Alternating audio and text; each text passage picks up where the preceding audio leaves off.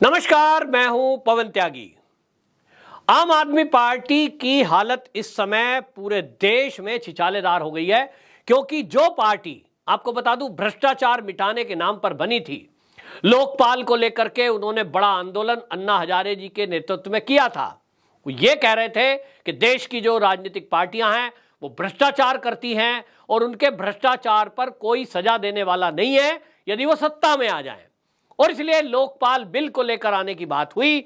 लोगों को लगा कि जो ये सारा आंदोलन है, जो चलाने वाले लोग हैं, ये तो बहुत ईमानदार हैं, चलिए इनका साथ देते हैं।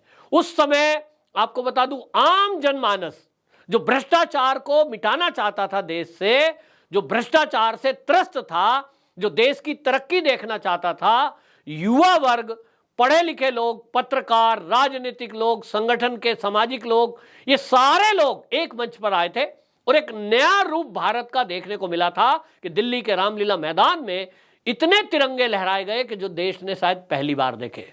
लोगों को एक उम्मीद जगी कि एक जो मंच है वो ऐसा है जो भ्रष्टाचार की बात कर रहा है, वो भी राजनेताओं की। क्योंकि लोगों ने देखा है कि देश की आजादी के बाद से इस देश के संसाधनों को जो लूटा है वो राजनीतिक नेताओं ने लूटा है।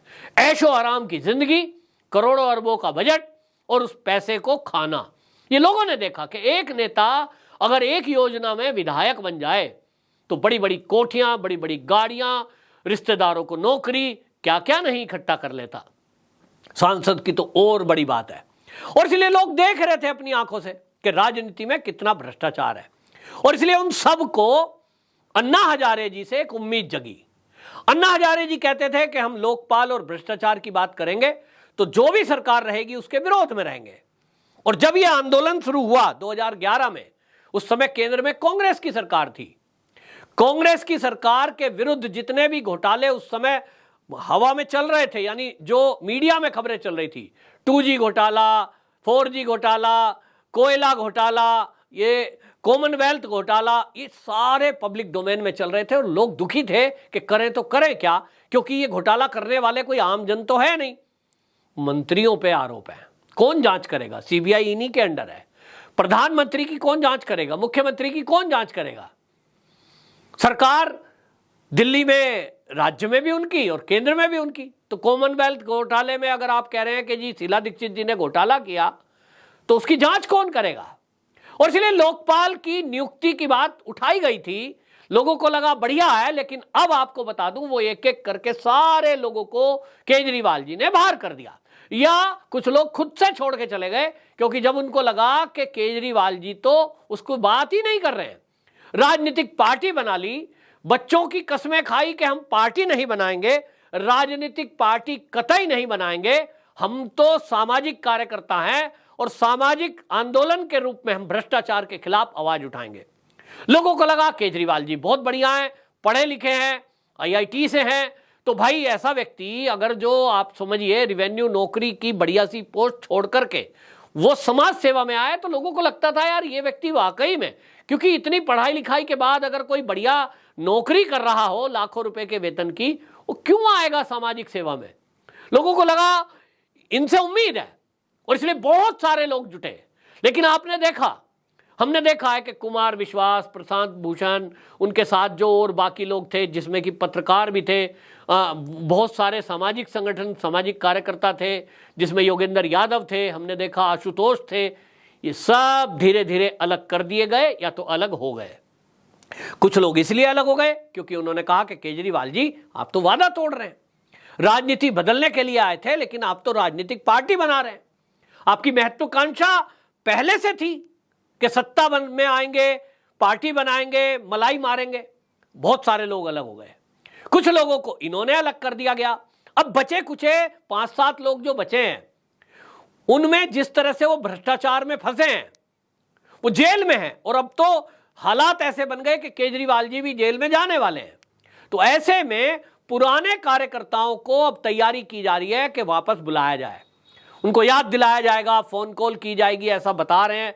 इंडियन एक्सप्रेस में जो खबर छपी है उसके अनुसार ये खबर छपी है कि अब आम आदमी पार्टी आंदोलन के टाइम में जो लोग इनसे जुड़े थे, क्योंकि उनका नाम, टेलीफोन नंबर और एड्रेस तक भी बहुत लोगों ने फॉर्म में भरे थे, तो ये उन लोगों से संपर्क करेंगे और टेलीफोन नंबर डाटा में है ही है, तो हो सकता है ये आम पब्लिक को, जिस तरह से होता है, पहले आपने चुनाव में देखा मैं केजरीवाल बोल रहा हूं और फिर आगे की बात, तो हो सकता है इस बार फिर रिकॉर्डेड कॉल आपके पास आए, मैं केजरीवाल बोल रहा हूं, आम आदमी पार्टी हमने बनाई जनता के सेवा के लिए, फला फला फला, और आप अगर आम आदमी पार्टी से जुड़ना चाहते हैं तो मिस कॉल दें।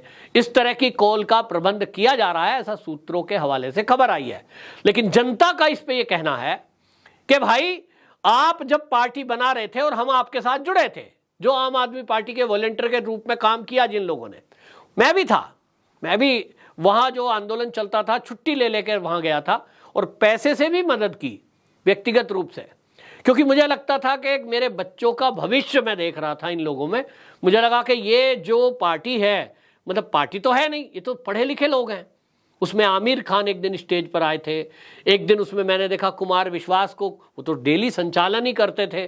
देखिए मैंने कहा प्रोफेसर हैं भाई, पढ़े लिखे हैं और मेरे यूपी के ही हैं, तो ये लोगों से देखने पे लगा, आशुतोष बहुत बड़ा चेहरा थे आज तक चैनल का, तो लगा भाई पत्रकार हैं, पत्रकार तो ईमानदार भी होते हैं, समाज सेवा भी करते हैं और समाज की आवाज को उठाते हैं। लेकिन ये सारे लोग उस समय अलग हो गए, और इसलिए अलग हो गए कि उनको लगा कि जिस काम के लिए हम जुड़े थे वो काम तो हो नहीं रहा। लेकिन अब केजरीवाल जी को उन्हीं लोगों की याद आ रही है। तो अब सवाल यह है कि क्या आम आदमी पार्टी के इन हालात में, जहां वो भ्रष्टाचार में फंसी हुई है, दो मंत्री जेल में हैं, एक के बाद एक घोटालों की फहरिस्त इतनी लंबी है कि भारतीय जनता पार्टी के जो लीडर हैं रोज प्रेस कॉन्फ्रेंस करते हैं, रोज एक घोटाले का खुलासा। अब आप देख लीजिए कि मतलब कोई क्षेत्र बचा ही नहीं है। स्कूल का घोटाला कि क्लासरूम को आपने बाथरूम को क्लासरूम बता दिया, यमुना की सफाई में घोटाला कि यमुना की सफाई नहीं हुई, फिर पता लगता है साहब जो है ये अब शराब घोटाला, फिर लगता है कि साहब शैल कंपनी बनाकर पैसे ले लिए। मतलब जो देखिए जहां देखिए उस फील्ड में लग रहा है घोटाला घोटाला। तो लोग जुड़ेंगे ऐसे में, डूबते जहाज पर सवार होंगे, ये एक सवाल है।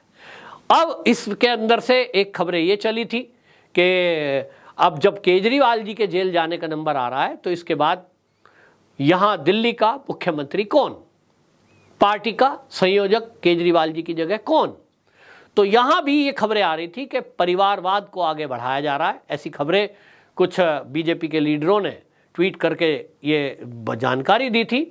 ऐसे में अब लोग ये कह रहे हैं कि जब ये पार्टी अपने चरम पर थी, यहां अच्छे अच्छे लोग जुड़े थे, तब तो इन्हें उन वॉलंटियरों की याद नहीं आई जो शुरू में आंदोलन के जुड़े हुए लोग रहे। कुमार विश्वास हैं, आशुतोष हैं, प्रशांत भूषण हैं, किसी की याद नहीं आई। और आज जब भ्रष्टाचार में घिर गए हैं, एक एक करके सब जेल में जाते दिखाई दे रहे हैं, अब लग रहा है कि पार्टी भी जाएगी और सरकार भी जाएगी, तो अब उन कार्यकर्ताओं की याद आ रही है। हमारे यहाँ एक कहावत है, कहते हैं जो दुख में सिमरन करे सुख में करे ना कोय, जो सुख में सिमरन करे तो दुख काहे को होए। अगर केजरीवाल जी सुख के समय इन लोगों को याद रखते, वॉलंटियरों को याद रखते, तो आज मुसीबत के समय में वो आपके साथ खड़े होते हैं। लेकिन आज आप मुसीबत में फंसे हो, रास्ता दिखाई नहीं दे रहा, जेल दिखाई दे रही है, तो आपको पुराने कार्यकर्ता याद आ रहे हैं।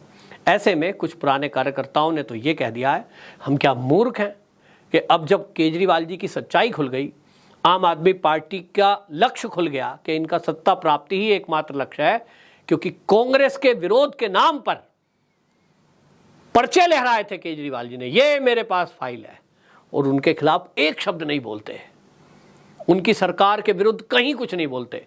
एक सूत्री कार्यक्रम केजरीवाल जी का और आम आदमी पार्टी का है, भाजपा रोको कार्यक्रम।